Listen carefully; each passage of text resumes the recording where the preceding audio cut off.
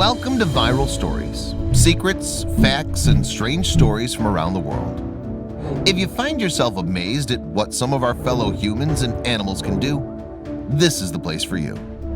This is a channel you're going to want to tell your friends about. Be sure to subscribe and hit that bell icon to be notified of our new uploads. Now sit back, relax, and enjoy Viral Stories. Among many different stories and biographies, stories about geniuses whose abilities manifested themselves in early childhood that no one can explain are by far one of the most interesting ones. Not so many people are aware of what other people might be able to do. Even a 5-year-old boy, an average boy at first glance, can surpass gray-haired PhD holders. The discussion about the extent to which we use our brain has been going on for decades. So what is this story about? The story is about a boy named Samuel, who could do something that no one ever could, and trust me, it's worth watching.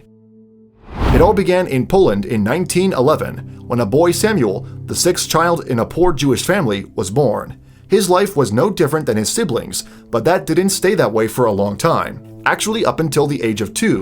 The thing is that entertainment and hobbies of the early 20th century weren't that diverse, so his father would often sit at home at the chessboard, playing with family friends in the evening. It is at that moment Sammy demonstrated interest for this ancient game. Once sitting with his dad, he started moving figures on the chessboard. Of course, the father explained how the figures move to his curious son, but he couldn't imagine then what was going to happen. At a glance, it seemed that Sammy was simply watching his father play chess, oftentimes sitting in his lap. But once at the age of 4, he warned his father while he was observing his game with one of his father's friends that he was going to make a wrong move that would lead to complete defeat. As you might expect, an experienced grown man doubted his son's remark but decided to test him. After that, he sat his son at the chess table and in a couple of minutes, he won by making precise moves. Perhaps it's just luck, thought his father, and the next morning decided to play a game of chess with his son. After losing, he decided against giving up and began a new game, but nothing changed. His father couldn't beat him at chess all his life. Undoubtedly, such surprising news spread quickly, but friends didn't believe the father and each came to play a game of chess with the little boy with the desire to win, but each failed. From that moment, at 4 years old, the triumph of Samuel Reshevsky began. All of the toughest chess players in his town lost to him. He played so well, there were no partners left for him to play with, and Sammy was only 4 years old. When he turned 5, his family moved to Lodz to help develop boys' abilities, but the situation repeated itself. He skillfully beat everyone, and after that, one of the best Polish champions, George Salv, decided to test him. He was astonished when the little genius was able to beat him. It is important to emphasize that in the first quarter of the 20th century, despite the First World War, chess was in great fashion comparable to the popularity of football. People played it everywhere, at home, in halls, in tournaments, parks, and on benches.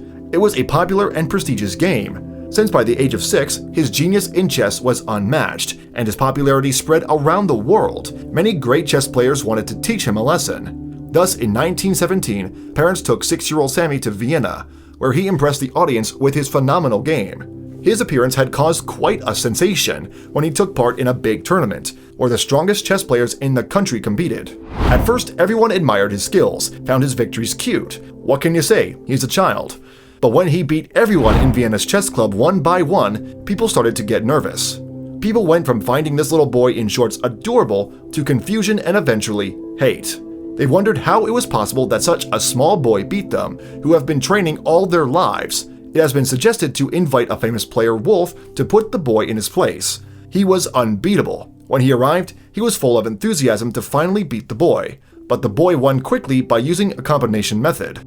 The National Chess Club didn't want to leave things as is and invited yet another player, a Slovene player, Milan Vidmar, who later became a grandmaster. He later said that he began playing with the boy in a relaxed manner, but soon he understood the boy's true potential. The boy knew what he was doing, and it was very weird for the grandmaster since the boy couldn't even count.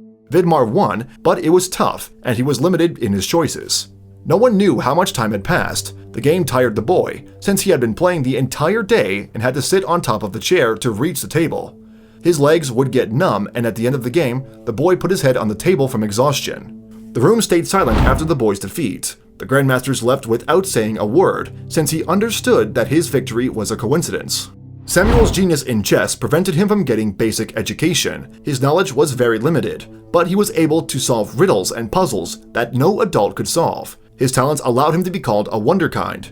At the age of 8, his parents hired a manager for him, who was able to organize a tour for him around Europe's capitals to show off his talents. The tour was a success: Berlin, Vienna, Paris, London. People found him astonishing everywhere. His first public appearances was in Berlin in 1920, where he was able to win 16 games out of 20 and 4 draws. Some people admired his talents and others found him demonic. Some players gave up with a smile and some with confusion. At the top of his popularity, his family moved to the USA. In 1921, they went on a 2-year tour around the States. People welcomed him. The journalists were especially curious about the game in a military academy. The best chess player was playing against the boy. Sammy won 19 games and 1 draw.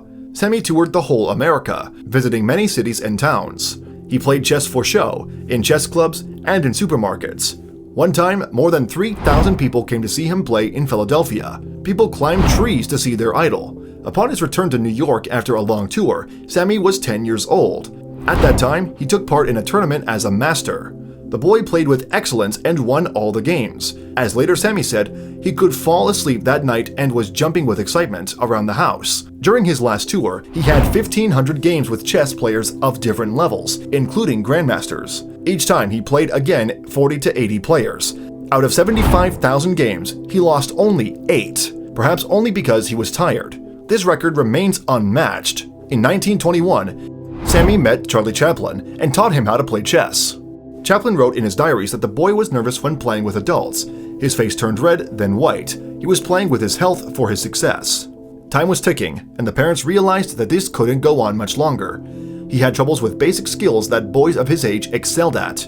His career as a chess player ended in 1924. He decided to attend school at the age of 12 for the first time. He stopped playing chess during his studies, but would occasionally play with his dad. At that time, people almost forgot about this wonderkind. No one really knew why he disappeared, that the young genius was simply learning how to read and write. His desire to play chess remained as strong as ever, and in 1927, he attended a West Coast tournament, winning it with ease. He once became famous, but he wasn't interested in fame. He wanted to study, so he rejected all the offers that followed. In 1929, Sammy enrolled into Detroit College to study accounting. He became an accountant after finishing the college with excellence.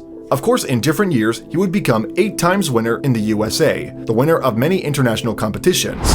He played chess as a hobby and never pursued them as a career. Last time Samuel won a tournament was when he was 61 in 1972. In the mid-50s, a new wonderkind appeared, Bobby Fischer. Undoubtedly, people compared them. Reshevsky didn't see a competitor in Fischer, despite the fact that he became a national champion 4 times. A group of patrons funded a game between Samuel and Bobby. They finished with a draw after 11 games, but Samuel didn't come for the 12th game because it was on Saturday and he never played on Saturdays. But later, the matters got interesting. One of the patrons of the game, Jacqueline Piatigorsky, requested to change the time of the game to attend a concert of Grigory Piatigorsky. Fischer didn't agree, but the time was changed. He didn't show up at the right time, so he lost.